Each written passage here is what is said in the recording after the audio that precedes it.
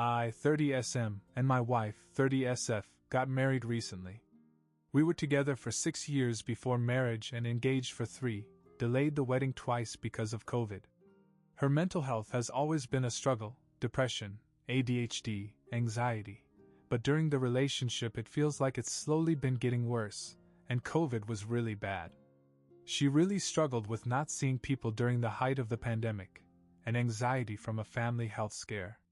During this time she lost her job but got a new one quickly after that was remote, but therefore more irregular with hours. I have always tried my best to be supportive, and she said in the past that she felt I was the only person she's ever met who made her feel she could become who she wants to be. But I suppose that stopped being true at some point. A few months after our wedding, she got COVID and also had long COVID symptoms for a while. It was very difficult mentally and physically. I think she was mostly recovered after several months when she got COVID again and long COVID symptoms again. We knew better how to manage it so it improved slightly faster, but stress-wise, it all became too much. After she got COVID the second time, we started being much more careful with our masking. We only ate indoors for important occasions, and wore masks in bars. We sat outside in the winter at any place that still had outdoor seating. But after her second COVID recovery, she spiraled into a depression worse than I had seen before. She decided to take a leave from work. During the depressive episode and leave, I fed her, did all the household chores, and worked full-time. During her leave, she started improving. She attempted to do many things, like take classes, but the only thing that she really did consistently was yoga. Her sleep schedule was really inconsistent from the depression, so she would often struggle to go to sleep, resulting in being up late and then napping, and continuing to cycle with late sleep times. This meant that she would take later yoga classes, after dinner, and then have energy. She would say she's going to go to a bar with friends from the class, or that she was going to draw at some bar after, or that she needed to think about therapy, etc. Usually she would say her intention was to be at the bar for an hour or 2 and then come home. But she would inevitably say, "Just another 2 hours while I think about things," and do that again, until bars closed. Then she'd come home, sometimes drunk.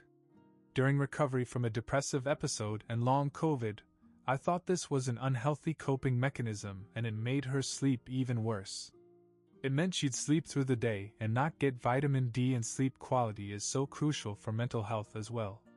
I would say my thoughts on this, but she's always been defensive about feedback from me. I've journaled about this many times and talked to her about it, including asking her to talk to her therapist about it. But during our couples therapy sessions we never really got to issues I had with her communication. We only talked about methods I should use to ensure I don't trigger her from past trauma, and how we can both de-escalate. Very valuable things, of course. But this time I suppose was too much. During her times out, guys would talk to her. Eventually one wore her down, and she made out with him. She gave him her alternate email and they'd meet up to make out, eventually having sex. She also met 2 other people who she told she wanted something purely physical with. But she says she never had physical sex with them. She would send dirty texts to them and masturbate to their texts. I discovered this when I picked up her phone to charge it when she was napping. We have each other on Face ID and thumbprint, and when you start charging, the screen lights up and shows past notifications. I saw a weird text, so I opened her phone and looked at it. I didn't think it was suspicious when I clicked on it, and had literally 0 suspicions until I realized what I was actually reading. I looked at it purely with curiosity because we were so open otherwise, I thought. I was distraught, but I also saw that this guy sent emails to her alternate email that she doesn't keep open by default. I sent myself the emails so she couldn't deny anything later. She woke up from her nap and we talked and cried. I was so broken and numb. But her remorse seemed so complete, and she said that she was dying to be wanted and feel young and alive. She said she never wanted to be with anyone else. She said she's fucked up, mentally, and she's so sorry she's destroyed our marriage too.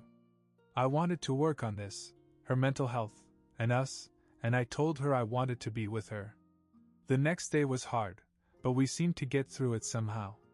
Then she had a therapist appointment. We talked about it afterward. Her therapist seemed to tell her, "She's never done this before, so it isn't who she is." She was feeling trapped and wanted attention. The leave from work and freedom is working for her mental health, which is true. It was a violation of privacy the way I discovered it. And during this conversation, all these things she said very defensively and with an attitude of blaming me for her actions. I was not happy about the perceived lack of guilt. Over the next few days, she seemed to take responsibility, and I had hope for our growth from this.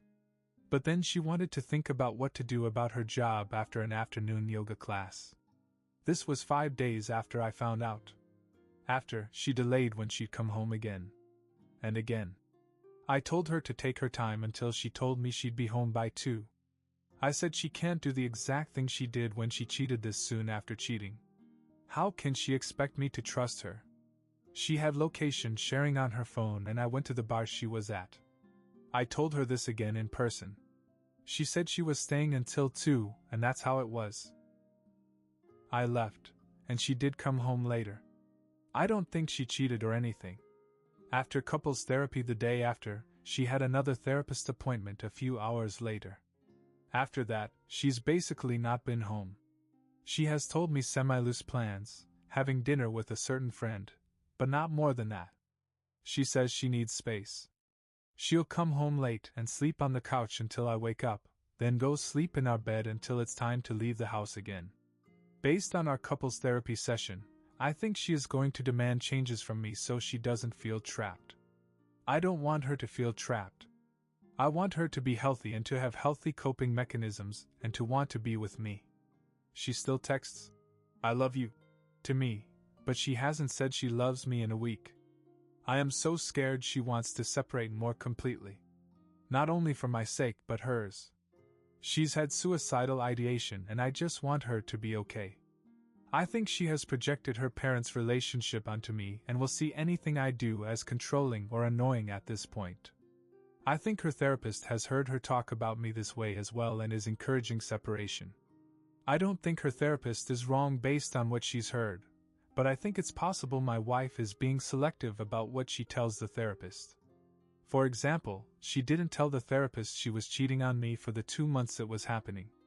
I would guess that she also wasn't telling the therapist how often she was going out alone drinking. At our next couples therapy session, I think I'm going to be told she's moving out, and if I don't want that, I'll be controlling her again. I don't know how it's come to this.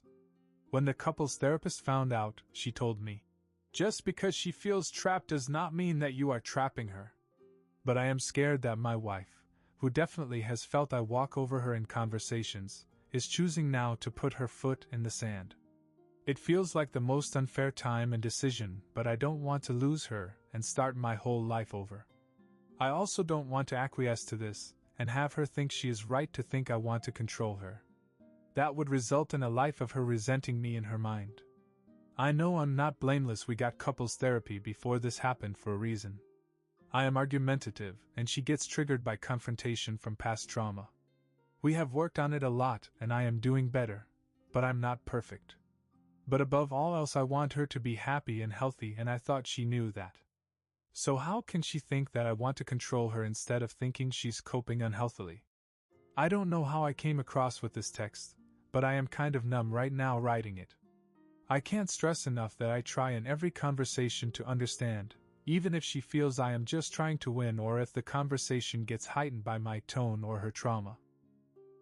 It's the number one thing we've talked about, and it hurts so much that she really thinks I want to control her even though what I am proposing, not demanding, is as mild as being at home by midnight on weekdays and trying to sleep well for her mental health.